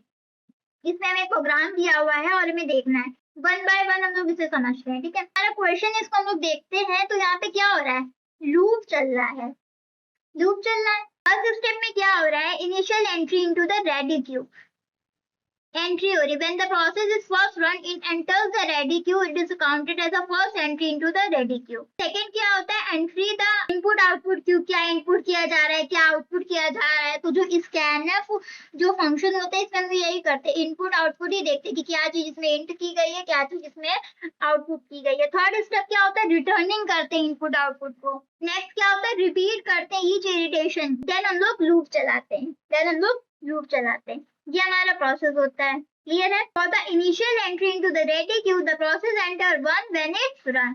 During each iteration of the loop, there are two key events. Two key events होते कौन से होते हैं? The process enters the input output queue when it's called the printf function. जब वो printf function को call करता है तो हमारा जो input output queue होता है वो प्रोसेस पे जाता है. सेकेंड क्या है? The process return from the input output queue to the ready queue after the printf function complete. जब वो complete हो जाता है तो वो रिटर्न आ जाता है. Since the loop runs 20 times. ये जो हमारे क्वेश्चन में जो हमारा लूप है वो कितने टाइम चल रहा है? 20 टाइम्स चल रहा है. Each iteration result in one entry into the input output queue and one return to the ready queue. जब हम इसका टोटल करते हैं, the process enter the ready queue one initially. It enters the ready queue 20 minutes after input output operation. जब वो entry हुई उस Q में तो वो 20 टाइम्स था. जब वो लूप चल चुका तो उसमें इनिशियल क्या है? 1 ऐड हो गया. जब 1 ऐड हो गया इसमें तो 1 + 20 क्या हो गया? 21 हो गया. तो इसका आंसर क्या होगा? 21. 21 इज आंसर. इसमें आपको लिखना है, इसमें आपको आंसर गिवन नहीं है. ठीक है, इसमें आपको ऑप्शन गिवन नहीं है, इसमें आपको आंसर लिखना है यहाँ पे. तो आप यहाँ पे लिख देंगे कि 21 है. क्लियर? नेक्स्ट क्वेश्चन देखते हैं. Let S be the set of the terminal string defined over the alphabet. Consider all the string in that contain at least one occurrence of the two executive symbol, that is A, B, B और C, C. The number of string. ठीक है, तो उसमें total number of string क्या दी हुई है? S दिया हुआ है. और जो लेंथ है वो क्या दी हुई है? 5 दी हुई है. लेंथ जो है, जो L दिया हुआ है वो 5 दिया हुआ है हमें इसमें. तो 3 क्यूब 5 निकालेंगे तो क्या आएगा? 243 आएगा. ए बी और सी का कर रहे हैं हम लोग. तो जो हमारी स्ट्रिंग होगी वो क्या होगी? 2 × 2 4 बार 2 होगा. क्या हो जाएगा? 3 × 2/4 यानी कि 48 हो जाएगा. फर्स्ट कैरेक्टर की आंसर में भी 48 आ गया. ठीक है, फिर हम लोग देखते हैं इसमें क्या. The first character 3 choice and the substitute at 2 choice. Avoid repeating the previous characters. हमको repeating नहीं करना है. The number of string that contain at least one occurrence of the two consecutive symbol is the complement of the number of string without consecutive symbol. Thus, the number of string at least the one consecutive pair is क्या pair हो जाएगा? हमें क्या निकाला था? 143. तो 243 में से हम लोग माइनस कर देंगे 48 को, तो the answer will be 195. इसमें भी आपको ऑप्शन नहीं गिवन है, इसमें भी आपको आंसर लिखना है. तो आप यहाँ कैसे लिख लेंगे? तो आंसर क्या आ गया? 195. कैसे आया आपको पता चल गया ना. ये जो हमारा क्वेश्चन था किसका था? और स्ट्रिंग काउंटिंग का क्वेश्चन था. ठीक है, सबसे पहले आपको यही फाइंड करना है कि कौन से सब्जेक्ट का है और कौन से टॉपिक का है. स्ट्रिंग काउंटिंग का है. ठीक है, डोंट वरी, मैं आपको इसका PDF प्रोवाइड कर दूंगी इसके पूरे सोल्यूशन का, जिसमें बहुत ही अच्छे से एक्सप्लेन किया होगा कि क्या आंसर क्यों है. क्लियर है? नेक्स्ट देखते हैं. Consider the given function. ये जो हमारा क्वेश्चन है वो कैलकुलस पे है, डिफरेंशिएशन पे है. कैलकुलस टॉपिक का है और डिफरेंशिएशन का है. ठीक है, ये टॉपिक बहुत बड़ा है, इसको मैं नहीं सॉल्व करा सकती यहाँ पे बिकॉज वीडियो बहुत ही लंबी हो जाएगी. और अगर आपको कैलकुलस अच्छे से नहीं आती होगी तो आपको यहाँ पे समझ में भी नहीं आएगा. इसको आप स्किप करिए और सबसे पहले आप कैलकुलस और डिफरेंशिएशन पढ़ के आइए, तब आप इस क्वेश्चन को सॉल्व करिएगा. मैं इसका आंसर इसमें लिख देती हूँ कि आपको कोई दिक्कत ना हो. आप पहले पढ़िए, फिर सॉल्व करिए और फिर इसका आंसर मैच कर दीजिए. ठीक है, इसका जो आंसर होगा वो है -2.0. इसको आप करिए, पहले तो टॉपिक पढ़ लीजिए, उसके बाद इस क्वेश्चन को सॉल्व करिए, आंसर मैच करिए. कमेंट में लिख सकते हैं इसका आंसर. ओके, मैं इसके सोल्यूशन का पूरा PDF प्रोवाइड कर दूंगी जिसमें हर एक चीज बहुत ही अच्छे से लिखी है. नेक्स्ट देखते हैं. Box contain 5 coins, 4 regular coins and 1 fake coin. When a regular coin is tossed, the probability P had 0.5, fake coin की है 1. You pick a coin as random and toss it and get to head. The probability that the coin you have to choose and is the fake coin fake coin is round off of the 2 decimal places. ठीक है, जो हमारा question है ये किसका है? आपने पहले ही जब क्वेश्चन रीड किया तभी आपको पता चल गया है. ये क्वेश्चन है प्रोबेबिलिटी का, जनरल एप्टीट्यूड का क्वेश्चन है और प्रोबेबिलिटी टॉपिक का है. इसमें हमको क्या लग रहा है? कंडीशनल प्रोबेबिलिटी लग रही है कि कंडीशन गिवन हुई है तो उसमें कंडीशनल लग रही है, कंडीशनल प्रोबेबिलिटी लग रही है. और थ्योरम कौन सी लग रही है? बेस थ्योरम लग रही है. बेस थ्योरम लग रही है. बहुत ही सिंपल ये इसमें लिखा हुआ है, बहुत ही सिंपल इसका आंसर है। 1/5 का पहले निकाल लेंगे तो 0 पॉइंट समथिंग आएगा, 4/5 के अकॉर्डिंग निकाल लेंगे तो 0.8 आएगा। फिर उसकी प्रोबेबिलिटी क्या दी हुई है, फेक कॉइन की प्रोबेबिलिटी आप इसमें निकाल लेंगे। वैल्यू को सब्स्टिट्यूट करेंगे, कौन कौन सी वैल्यू को, पहले प्रोबेबिलिटी दो हेड आई है, फिर इज इक्वल टू में लिखेंगे, प्रोबेबिलिटी दो हेड आई है अपॉन में लिखेंगे, फेक आई है फिर प्लस में लिखेंगे, दो प्रोबेबिलिटी आई है रेगुलर की आई है और अपॉन में भी रेगुलर की लिखेंगे। दोनों को सॉल्व करेंगे तो आ जाएगा 0.50। इसमें भी आप सबसे पहले आप, इसमें भी ऑप्शन नहीं दिया हुआ है तो आपको आंसर लिखना ही होगा। इसको भी आप पहले आप ये टॉपिक को पढ़िए जाके, प्रोबेबिलिटी को बेस थ्योरम समझिए, कंडीशनल प्रोबेबिलिटी क्या होती है, देन आप इसको सॉल्व करिए, देन आपको समझ में आएगा। क्लियर है? क्योंकि इस वीडियो में मैं इतने अच्छे से नहीं समझा सकती क्योंकि बहुत सारे टॉपिक हैं। जब तक आप इस टॉपिक को अच्छे से नहीं कवर करेंगे तब तक आप आंसर भी नहीं लिख पाएंगे, ठीक है ना। इसको पहले आप पढ़िए फिर उस पे करिए, बाकी मैं सोल्यूशन प्रोवाइड कर ही दूंगी। नेक्स्ट क्वेश्चन देखते हैं। पीसो कोड दिया हुआ है फंक्शन का इन द गिवन बेलो। ये जो हमारा क्वेश्चन है ये एल्गोरिथम टॉपिक का है। किसका है? एल्गोरिथम। जब भी आप घर में प्रैक्टिस करते हैं किसी भी क्वेश्चन पेपर को, जरूरी नहीं है गेट का ही है, किसी भी क्वेश्चन पेपर को आप सॉल्व करते हैं तो सबसे पहले आप ऊपर लिख लिया करिए। जब आप प्रैक्टिस कर रहे होते क्वेश्चन की, भले थोड़ा टाइम टेकिंग होगा बट आपको समझ में आएगा कि वो कौन से सब्जेक्ट का है और कौन सी टॉपिक का है। जब आपको वो समझ में आ जाएगा तो आप इसी क्वेश्चन को सॉल्व कर लेंगे, उससे बहुत ही हेल्प हो जाती है। तो जी हमारा जो क्वेश्चन है वो है एल्गोरिथम टॉपिक का है और एल्गोरिथम सब्जेक्ट का है और टॉपिक कौन सा है? सॉर्टिंग का है, ठीक है ना। ये जो हमारा क्वेश्चन है ये किस चीज का है? बबल सॉर्ट का है। कैसे है देखो, बबल सॉर्ट में क्या होता है, a swap occurs every time in the comparison find this. जब जे क्या होता है? बड़ा होता है, जे क्या होता है? ग्रेटर, इससे होता है ए जे प्लस 1 से, तभी बबल सॉर्ट होता है। इस क्वेश्चन में भी आप देखेंगे तो यही condition follow. If the array in initial sorted in the descending order where every comparison which result in a swap, thus the number of swap is equal to the total number of comparison which is 435. The number of the swap operation performed is 435. इसमें भी आपको option given नहीं है, इसमें भी आपको answer लिखना है तो आंसर विल बी 435। पहले आप इस टॉपिक को समझिए जाके, देन आप इसको सॉल्व करिए, तभी समझ में आएगा, वरना ये क्वेश्चन समझ में नहीं आएंगे। नेक्स्ट क्वेश्चन देखते हैं।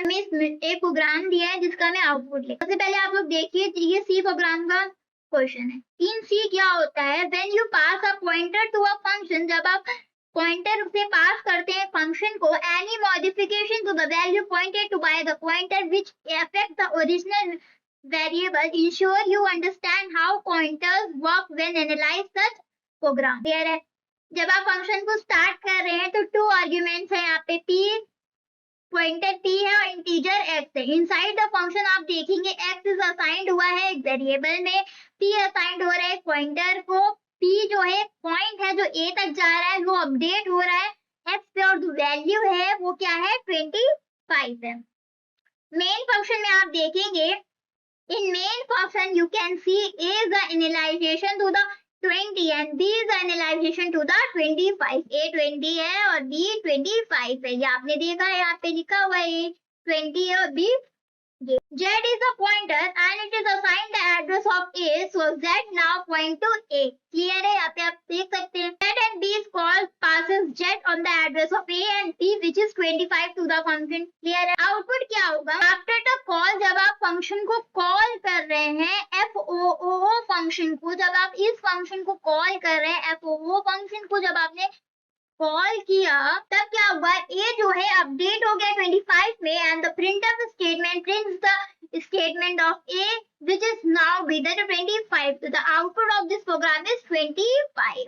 इसमें भी आपको आंसर नहीं गिवन है, ऑप्शन नहीं गिवन है, इसमें भी आपको आंसर राइट करना है। क्लियर है? इसमें मैंने आपको रूल बताया है क्योंकि जब सी प्रोग्राम में क्या होता है, when you pass a pointer to a function, any modification to the value pointed to by the pointer will affect the original variable, ensure you understand how pointers work when analyzation of each program।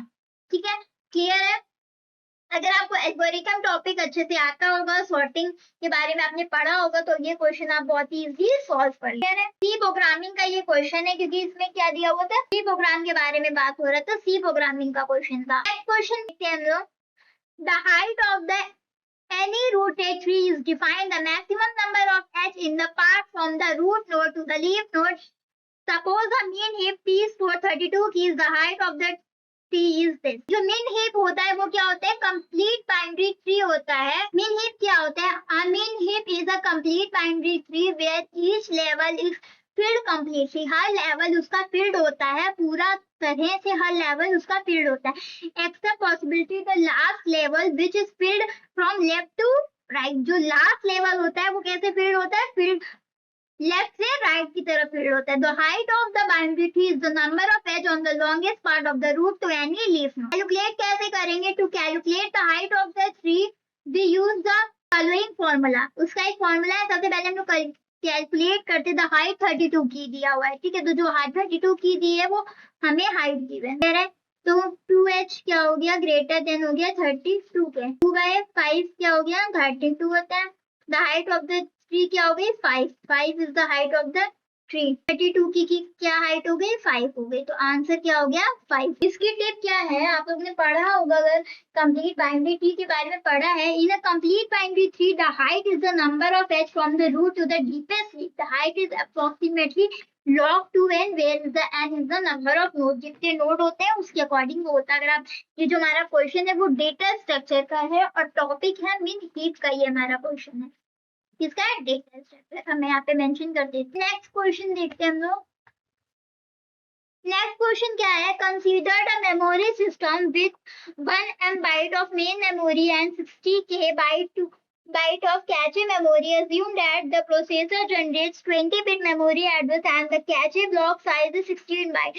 If the cache uses direct mapping, how many bits will be required to store all the tagged values?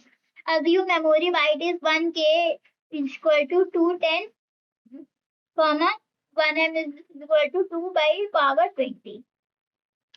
ये में दी हुई है. ठीक है, तो main memory की size क्या दी हुई है? 1 M byte दी हुई है. 1 M byte हो गया 2/20 byte. इसको जब हम काउंट करेंगे ये दिया हुआ है, इसका मतलब क्या होता है? 2/20 byte दिया हुआ है. और ये 16 का 2/4 दिया हुआ है. इसको जब हम निकालेंगे तो 2/14 और 2/4, तो आ गया answer 2/10. Block of its bit 4 का निकालेंगे तो 4 का क्या हो गया? 2/4 हो गया. तब हमने इसमें 4 का निकाला तो क्या आ जाएगा? 2/4. 10 का निकालेंगे तो 2/10 की पावर में आ जाएगा. जब हम तीनों को ऐड करेंगे यानी कि 20 माइनस 10 माइनस 4 तो आ जाएगा 6. यानी कि क्या हो गया?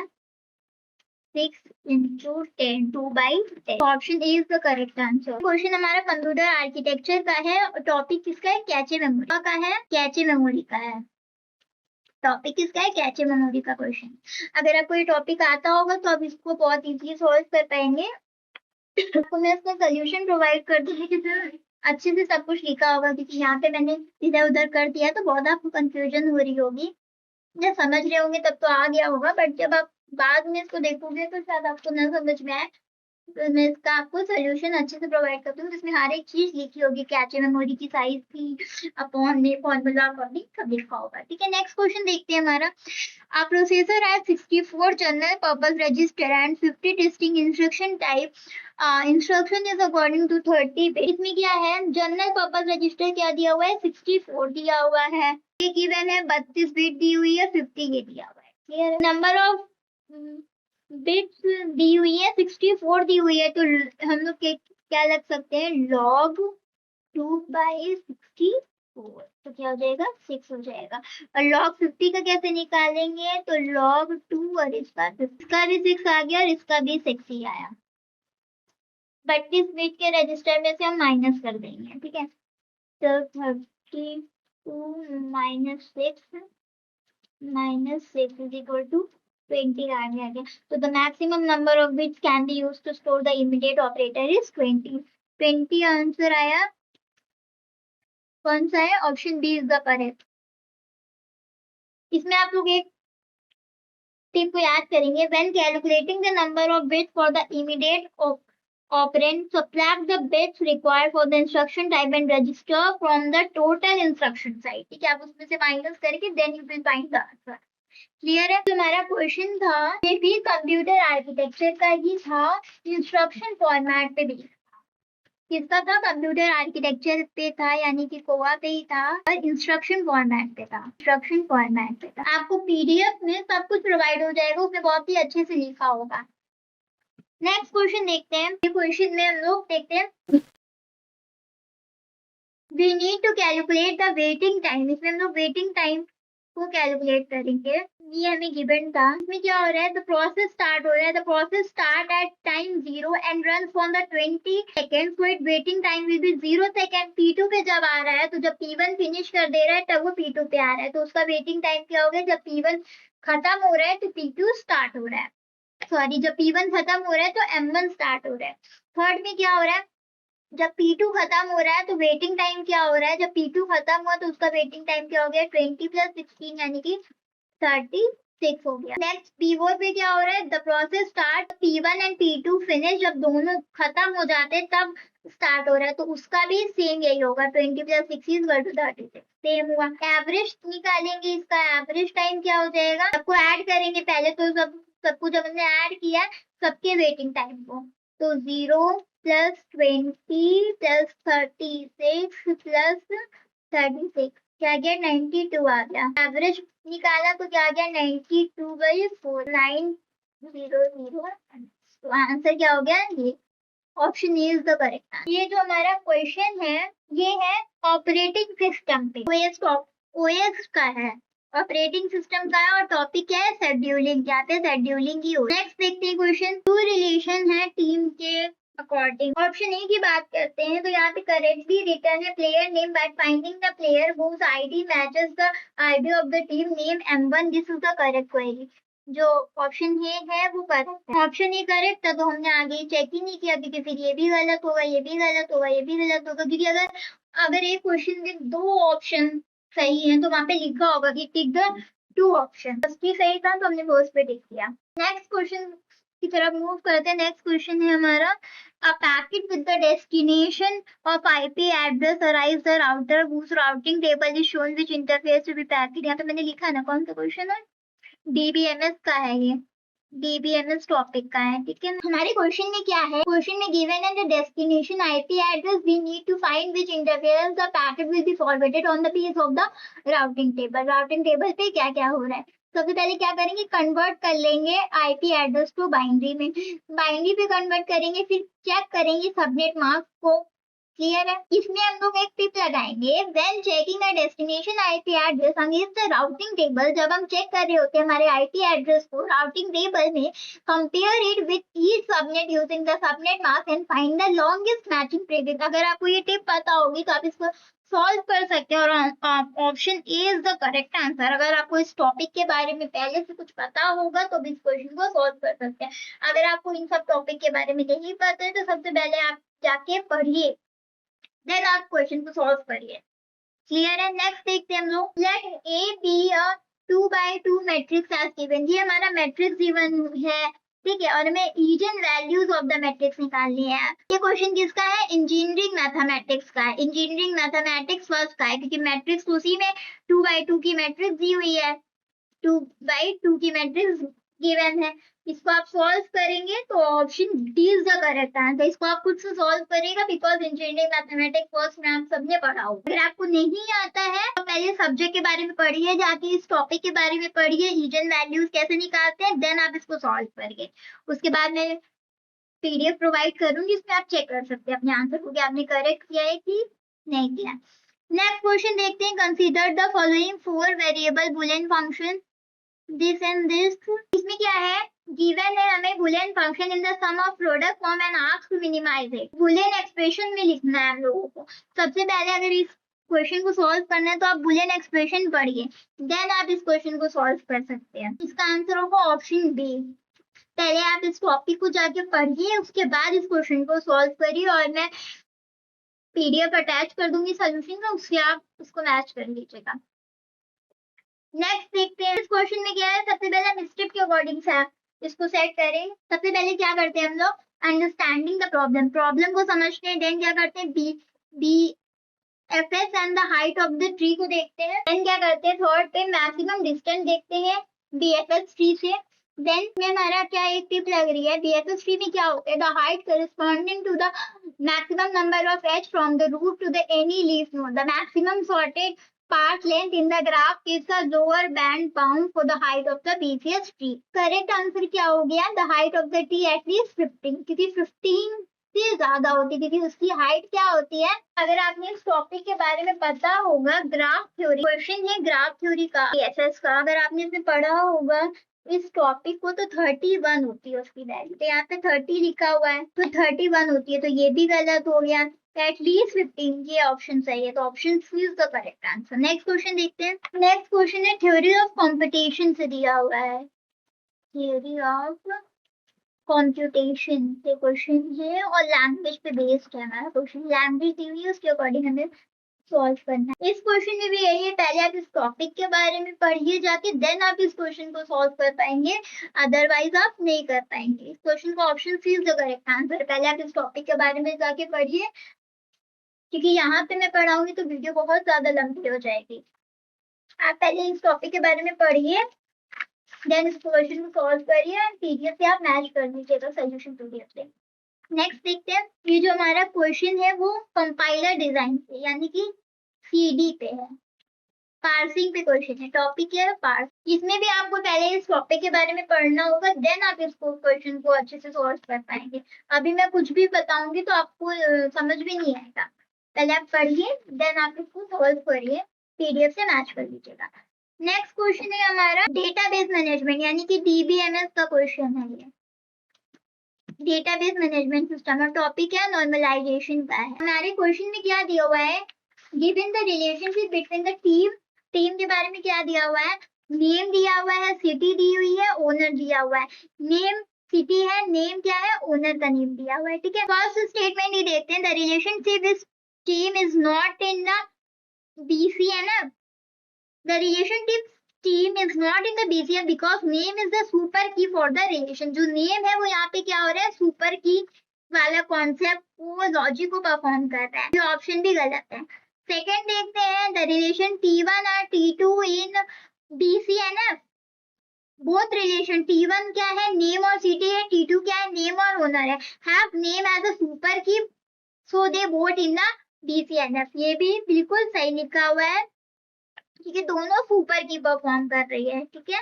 नेक्स्ट चेक करते हैं, इस फॉर्म ऑफ यूजलेस ड्राइंग से सॉल्व करेंगे। The decomposition of the team T1 and T2 is a looseless joint because the name common attribute T1 and T2 is a candidate key in the board, दोनों candidate की है, तो option B और C correct है, ये भी option गलत है। पहले आप नॉर्मलाइजेशन टॉपिक को पढ़ेंगे जाके, देन आपको ये समझ में आएगा, क्योंकि यहाँ पे भी सुपर, ठीक है। पहले आप इस टॉपिक को जाके पढ़िए, देन आप इसको सॉल्व कर लेंगे। अभी आपको नहीं कॉन्फिडेंस आ रहा होगा क्योंकि आपने इस टॉपिक के बारे में नहीं पढ़ा है, इसको आप सॉल्व करिए, देन आप इसको सॉल्व करिए, इजीली सॉल्व हो जाएगा। नेक्स्ट क्वेश्चन देखते हैं। नेक्स्ट क्वेश्चन हमारा डिस्क्रीट मैथमेटिक्स प्रीडिकेट लॉजिक का क्वेश्चन है हमारा। इसमें भी जब आप इसको सॉल्व करेंगे, आप अगर आपको डिस्क्रीट मैथमेटिक्स में आपने ये टॉपिक पढ़ा होगा तभी आप सॉल्व कर पाएंगे। पहले आप पढ़िए, देन आप इसको सॉल्व करिए। इसमें ऑप्शन बी करेक्ट, आप पीडीएफ से मैच कर देंगे, मैं सोल्यूशन प्रोवाइड कर दूंगी। नेक्स्ट देखते हैं, ये जो हमारा क्वेश्चन है वो है सी प्रोग्रामिंग का, बेटा पॉइंटर्स एंड एरे टॉपिक का है। क्या होता है, to represent exactly one mother in a predicate logic ensure that of the every person there exists one mother and for every other person they cannot also be to the mother of the same individual। ये आपको एक quick tip है जिसको आपको याद रखनी है। तो इस क्वेश्चन में क्या होगा, option B and D is the correct answer. Same इसमें भी यही है, पहले आप सी प्रोग्रामिंग का जाके पढ़ेंगे पॉइंटर्स एंड एरे टॉपिक में, देन आप इसको सॉल्व कर पाएंगे। जो मैंने इसमें पीडीएफ में अटैच करूंगी सोल्यूशन को, उसमें अच्छे से लिखा हुआ है कि क्या चीज कैसे हो रही है, उसको आप अच्छे से पहले देख, लिंक प्रोवाइड कर दूंगी, आप वहां से डाउनलोड कर लीजिएगा।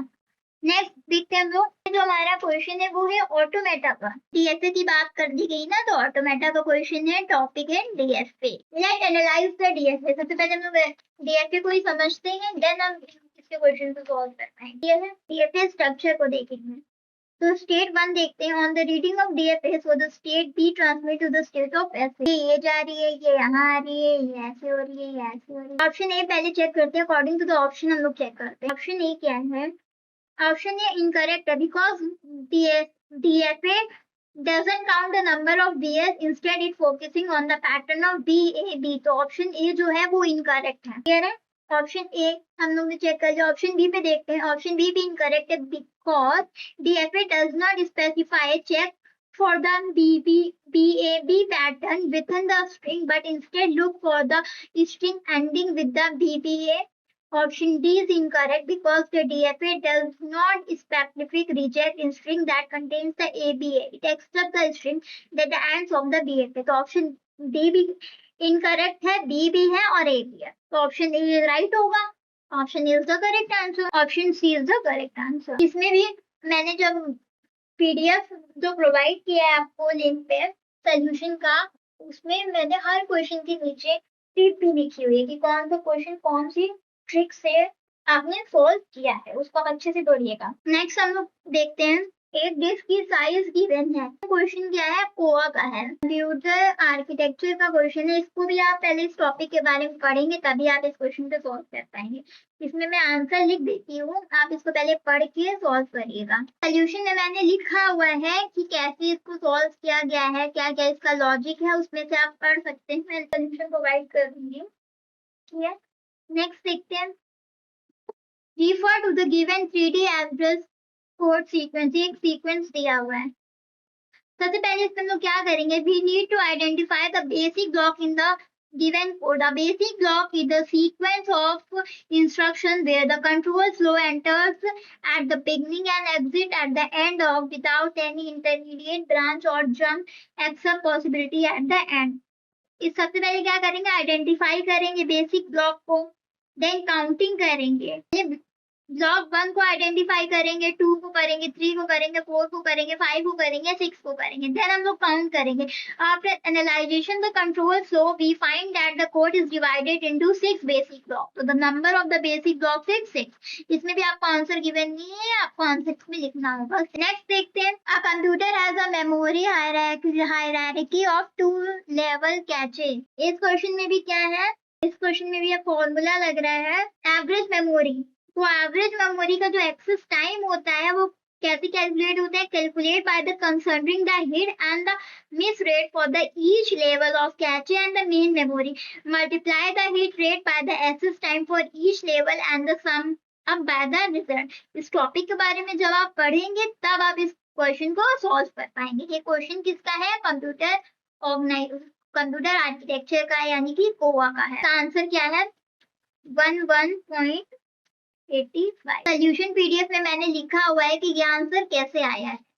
पहले आप इस टॉपिक के बारे में पढ़िएगा, देन आप सोल्यूशन PDF में पढ़िएगा, आपको क्लियर। नेक्स्ट क्वेश्चन है ऑप्टिमल रिप्लेसमेंट एल्गोरिथम का है to the operating system. Operating system topic का ये क्वेश्चन है हमारा। ये क्वेश्चन भी बहुत लेंथी है। ऑप्टिकल पेज रिप्लेसमेंट एल्गोरिथम क्या कहती है? Minimise page fault by replacing the page that will not be used in the longest time. जो पेज यूज हो जाता है उसको हम लोग यूज नहीं करते हैं, but in the modern version the system can predict up to the 4 future based reference to make better decision. But modern version में क्या होता है? वो पेज को रख लेता है for the reference purpose for the better decision. Future में बेटर डिसीजन के अकॉर्डिंग वो पेजेस को रख लेता है। If the system has 3 memory frame, then initially the number of page that will be the occur the process will be the execution process is 6। इसमें भी सबसे पहले आप इस टॉपिक के बारे में पढ़िएगा जाके, देन आप इस क्वेश्चन को सॉल्व कर पाएंगे। मैंने PDF में लिखा हुआ है, स्टेप बाय स्टेप इस क्वेश्चन को सॉल्व किया हुआ है। सबसे पहले आपको एक्सेस पेज देखने होंगे, देन आप इसको सॉल्व कर पाएंगे। देन आप निकाल पाएंगे ना पेज फॉल्ट अकरेंस कहाँ से आ रही है, नो पेज कहाँ हो रहा है, फॉल्ट कहाँ निकाल के आ रहा है। जब आप पूरा निकाल लेंगे तो भी you can see that the total number of page fault is 6। अब आप देखेंगे कि पेज फॉल्ट क्या आ रहा है? 6 आ रहा है। The number of page fault that will occur during the execution of the process is 6। कितने पेज निकल है? 6 पेज निकल है ड्यूरिंग द एग्जीक्यूशन। नेक्स्ट देखते हैं। Consider that following database table for the sport ये क्वेश्चन भी क्या है, डीबीएमएस का है, डेटाबेस मैनेजमेंट सिस्टम का है। हर क्वेश्चन में लिख रही हूँ कि कौन से सब्जेक्ट का है वो, कि आपको अच्छे से क्लियर हो। एसक्यूएल थ्योरी का है, डीबीएमएस में एसक्यूएल थ्योरी का है। To solve the SQL query, joint operation between the multiple table you can use, ensure that you can carefully follow the relationship between the table that matching the ID, team ID, coach, team and member table and identify the which rows satisfy the condition. Clear है? हम लोग इस query में देखेंगे तो the query first find the teams where the coach is marked from the coach table. We can see that mark as the ID 102. Next देखेंगे it find the team coach by mark in the team table the team with the ID 102. Clear है? Then the query finds the player who is a part of MI from the members table, player with the 10. Player 1 क्या है? जसप्रीत है, third है Ishan. The age of these player 1 की as है 31, player third Ishan की as है 26. The minimum age क्या हो गई? Among these there is 26. The value written by the given this query is SQL query की जो वैल्यू आएगी रिटर्न में वो होगी 26. तो इसमें भी ऑप्शन नहीं गिवन है, आपको लिखना होगा 20. सबसे पहले आप इस टॉपिक के बारे में पढ़िएगा, देन आपको ये क्वेश्चन सॉल्व समझ में आएगा, तब आप इस क्वेश्चन को सॉल्व कर सकते हैं, अदरवाइज आपको आएगा ही नहीं. इस क्वेश्चन देखते हैं. सपोज अ 5-bit message. इस क्वेश्चन में देखेंगे हम लोग when we calculate the probability that all hits in a message are transmitted error free, multiply the probability of each being error free assuming the bits are independent. वो independent होती है, आपको इसमें राउंड ऑफ करके answer देना है, तो इसमें आंसर क्या हो जाएगा 0.951. इसका सोल्यूशन मैंने प्रोवाइड किया हुआ है पीडीएफ में, आप उसमें से पढ़ लीजिएगा. पहले इस टॉपिक के बारे में पढ़िएगा प्रोबेबिलिटी में, देन आपको सोल्यूशन में मैंने सब कुछ मेंशन किया है, वहां से आप पढ़ लीजिए. क्वेश्चन देखते हैं. इसमें हमें क्वेश्चन ने क्या दिया है, इंफॉर्मेशन दी हुई है मैसेज साइज की, राउटर 1 की, राउटर 2 की. तो स्टेप क्या है, पहला स्टेप क्या है, इसमें फ्रेगमेंटेशन करेंगे राउटर 1 के साथ, सेकंड में क्या करेंगे 2 के साथ करेंगे, फिर हम लोग पेज लोड करेंगे, फिर हम लोग साइज फाइंड करेंगे. तो नंबर ऑफ फ्रेगमेंटेशन फर्स्ट में क्या निकल के आ रहा है, ये आएगा. इसको जब हम सॉल्व करेंगे तो आएगा 301. 3 पॉइंट यहाँ पे डेसिमल है. फ्रेगमेंटेशन 2 की बात कर रहे होंगे, ये 1 की बात हो रही है यहाँ पे, और यहाँ पे जब हम 2 की बात करेंगे तब क्या होगा, नंबर ऑफ फ्रेगमेंटेशन क्या हो गया 7. पहले आप फ्रेगमेंटेशन निकालेंगे राउटर 1 का, राउटर 2 का, फिर पेज लोड में क्या करेंगे, उसको आप माइनस कर देंगे, एमटीयू को माइनस करेंगे, देन आपका आंसर आएगा. क्लियर है? नेक्स्ट क्वेश्चन देखते हैं. क्वेश्चन भी आपका प्रोबेबिलिटी का है, इसको आप सॉल्व करेगा, देखिए आप सॉल्व कर पाते हैं कि नहीं सॉल्व कर पाते हैं. This question is for your assignment. इसका आंसर मैं लिख देती हूँ, आप चेक कर लीजिएगा. आपको एक टेबल दी, उसमें आप सबसे पहले क्या करेंगे, आइडेंटिफाई करेंगे, देन आप मिनिमाइज करेंगे स्टेट डायग्राम में. इसमें क्या है, आपको कॉन्सेप्ट पता होना चाहिए FSM स्टेट का. तो सबसे पहले आप इस स्टेट का कॉन्सेप्ट समझिए, इसमें क्या होता है, देन आप इस क्वेश्चन को सॉल्व करिएगा, तब आपको समझ में आएगा. क्लियर है? और इसका आंसर होगा 5. इसको आप सॉल्व करिएगा और चेक करिएगा. आपने पहले आप पढ़िएगा इस टॉपिक के बारे में, देन आप सॉल्व पीडीएफ से मैच कर लीजिएगा सोल्यूशन. क्वेश्चन है, in a sequential circuit the number of distinct state is determined by the configuration of the flip flop and feedback connection. A common case involves a reduced number of state due to the unreachable state. एक circuit दिया हुआ है, digital logic का question है ये. इसका digital logic का question है. इस टॉपिक के बारे में आप पढ़िएगा, वरना आपको समझ में नहीं आएगा. पहले आप इस टॉपिक के बारे में समझिए, देन आप इसका सोल्यूशन करिएगा, क्योंकि हर एक टॉपिक के बारे में इस वीडियो में समझाऊंगी तो वीडियो बहुत ही ज्यादा लेंथी हो जाएगी. पहले आप इस टॉपिक के बारे में अलग से पढ़िए जाके, देन आप इस क्वेश्चन को सॉल्व करिए और पीडीएफ से मैच कर लीजिएगा. पीडीएफ में मैंने सोल्यूशन भी प्रोवाइड किया हुआ है कि कैसे क्या पूरा सिस्टमैटिक वे से लिखा हुआ है, आप उसको पढ़ सकते हैं. नेक्स्ट देखते हैं. एक सी प्रोग्राम दिया हुआ है, प्रोग्राम का मैंने एक क्वेश्चन सॉल्व किया था, इसको आप देखिएगा सॉल्व करके आप कर पाते हैं कि नहीं कर पाते. पीडीएफ से आंसर मैच कर लीजिएगा सी प्रोग्राम का क्वेश्चन. ठीक है, नेक्स्ट क्वेश्चन देखते हैं. नेक्स्ट क्वेश्चन ये जो डेटा स्ट्रक्चर का क्वेश्चन है, इसमें आप देखेंगे when you working with the linked list in C, carefully track how nodes are added or removed by considering condition and transfer through the. जब आप सी में किसी लिस्ट को लिंक कर रहे होते हैं, तब आप केयरफुली देखें कि जो नोट्स है कहाँ पे ऐड हो रहा है और कहाँ पे रिमूव हो रहा है। क्लियर है? सी प्रोग्राम का क्वेश्चन है ये डेटा स्ट्रक्चर के अंदर। सी प्रोग्राम का क्वेश्चन है और डेटा स्ट्रक्चर के अंदर, इसको आप सॉल्व करिएगा और देखिए आप सॉल्व कर पाते हैं कि नहीं कर पाते हैं। इसका आंसर है 5, आप चेक कर लीजिएगा आंसर। इसमें इरिटेशन और रिपीटेशन मैथड लग रहा है, ऐड हो रही है कोई चीज और रिमूव हो रही है कोई चीज। क्वेश्चन था, इसी में हम लोगों ने सॉल्व भी किया था, इसी टाइप का था, थोड़ा थोड़ा सेम था। आप इसको देखिएगा। नेक्स्ट देखिए मैक्सिमम वैल्यू 64 है। मिनिमम स्पैनिंग ट्री का ये क्वेश्चन है। जब आप सॉल्व कर रहे होंगे एजेस को तो आप देखेंगे, कंपेयर करेंगे मिनिमम स्पैनिंग ट्री में, compare the edge in question to the weight of other edge and ensure that no other edge can replace it without increasing the overall weight of the spanning tree। इसको भी आप solution से पढ़िएगा, पहले तो इस topic के बारे में पढ़ लीजिएगा तभी आपको समझ में आएगा। जो लास्ट वाले क्वेश्चन होते हैं एग्जाम से बहुत ही टफ आते हैं और ट्रिकी आते हैं। अगर आपको उसका कॉन्सेप्ट पता है, अगर आपने उस टॉपिक के बारे में पढ़ा है डीपली जाके, तभी आप उस क्वेश्चन को सॉल्व कर पाएंगे, अदरवाइज। नेक्स्ट देखते हैं, लास्ट क्वेश्चन है हमारा। ये हैश फंक्शन हमें दिया हुआ है, टेस्ट स्ट्रक्चर का ये क्वेश्चन है। हैश फंक्शन के अकॉर्डिंग हैशिंग यहाँ पे लिखा भी हुआ है। सबसे पहले हम लोग 63 को ऐड करेंगे, देन 50 को इंसर्ट कराएंगे, देन 25 को इंसर्ट कराएंगे, देन 79 को, देन 67 को, देन 24। तो जो 24 स्लॉट होगा वो कहाँ पे स्टोर हो जाएगा, जाके वहाँ पे 10 के पास स्टोर हो जाएगा। कहाँ पे? डबल हैशिंग में क्या होता है, ensure that the second hash function helps in the reducing constraint by the selecting a good step size। always check if the slot is already occupied and prove further using the given formula। इसमें एक formula use होता है, अगर कोई भी slot में लिखा हुआ है तब आप उसमें किसी भी वैल्यू को, डिजिट को इंसर्ट नहीं करा सकते हैं। आपको एक ट्री में सारी वैल्यूज को ऐड कराना पड़ेगा और क्वेश्चन में दिया था 24 कहाँ पे आएगा, तो 24 क्या है, 10 स्लॉट के अंदर आएगा। इसको आप ट्री बना के सॉल्व करिएगा, तब आपको अच्छे से समझ में आएगा। बट आप कोशिश यही करिएगा इन सब क्वेश्चन में जल्दी क्वेश्चन को रीड करिए और तुरंत क्वेश्चन को सॉल्व करिए, क्योंकि वरना एग्जाम में क्वेश्चन छूट जाते हैं बहुत सारे। Thank you so much. ये वीडियो यहीं पे एंड होती है। हमारा लास्ट क्वेश्चन था गेट एग्जाम 2025 का, computer science and information technology का सेट 1 था। इसका सोल्यूशन मैं प्रोवाइड कर दूंगी, आप वहां से देख लीजिएगा, अच्छे से पढ़ लीजिएगा। Please like and subscribe the video. Bye bye.